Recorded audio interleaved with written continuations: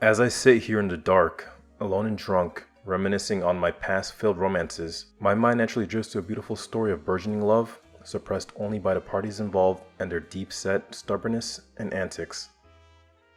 This, my friends, is Kaguya-sama, Love is War.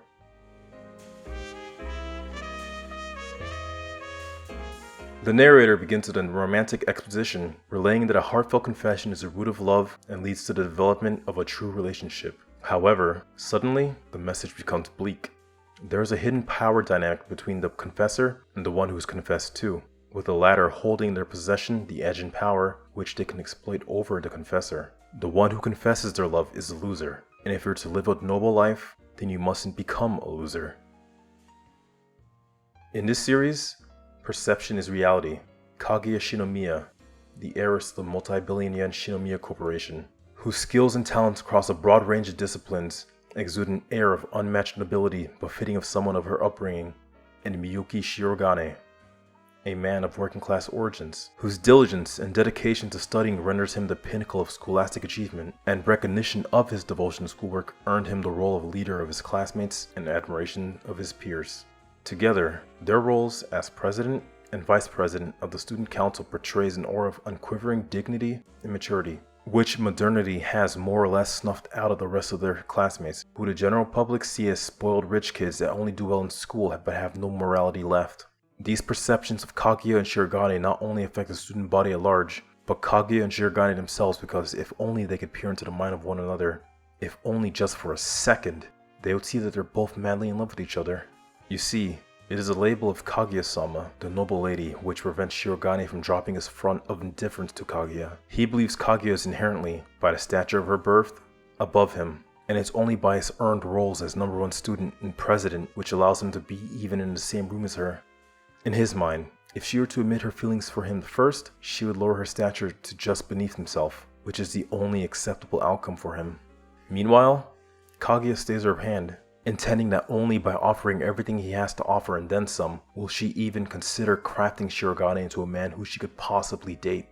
Kaguya's initial perception of Shirogane is much colder, but as we're allowed to peer deep into her mind, we see the fears which lie deep inside, which pertain to her love for Shirogane. This is the basic contrast between herself and Shirogane. Shirogane is much simpler in his antics, employing strategies which lead from A to B, but Kaguya is much more layered. It's not strange to find Kaguya's plans having been set up for days or weeks in advance, using her servants as actors in her convoluted charades to force a confession from Shirogane. Love is War lays its foundation and central conflict on one difficult to overcome concept. Despite what Shirogane or Kaguya may think, their pride isn't what stops them from building a relationship with one another, it's insecurity. One day, Kaguya is offered a date via an anonymous love letter. Shirogane gives the letter no pause, since he knows he himself is the only acceptable suitor for Kaguya. He's a genius and class president, so of course he would turn away somebody who, by comparison to him, is only a weed in the grass. Only for Kaguya to announce that she's actually going to go on the date, which flusters Shirogane to a hilarious degree.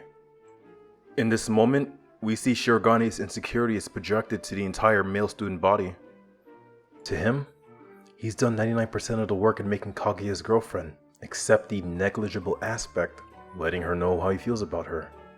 Nah, that's up to her.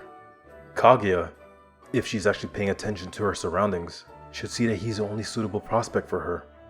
Nobody else is on his level. But if she doesn't see that, he risks losing her. So his only choice is to intervene and stop her from going on that date, placing him in a lose-lose situation. Of course, Kaguya is only bluffing, but she remains ardent, telling Shirogane that if Mr. Anonymous happens to be her one true love, she'll risk expulsion just for that sheer slim possibility. Kaguya has Shirogane in check. They both know it, so Shirogane, out of desperation, goes for a Hail Mary, and it has tremendous effect.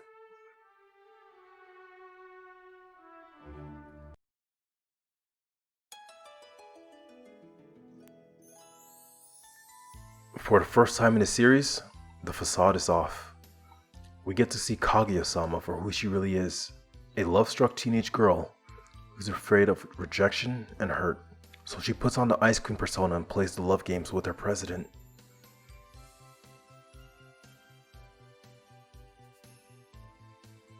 Throughout the series, Kaguya is more prone to having her mask slip off and allow her passion for Shirogane to sway her actions, disregarding her dignity and well-played plans in the process.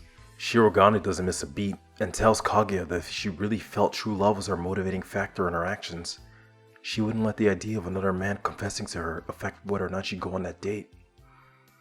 At the cost of Kaguya's composure, Shirogane regains his. And so, the game goes on. For anybody who's lived under a rock for the past few years, I hope this video gave you the drive to watch this amazing series. If not, allow me to introduce the chaos element in Kaguya and Shirogane's game, Chika Fujiwara. This is my first video and it was an excuse to dust off my Audio Technica. If you enjoyed, please leave a like and subscribe. I may just be coaxed into making some more. And if you have any news of waifus, point them in a direction and I'll do some investigating.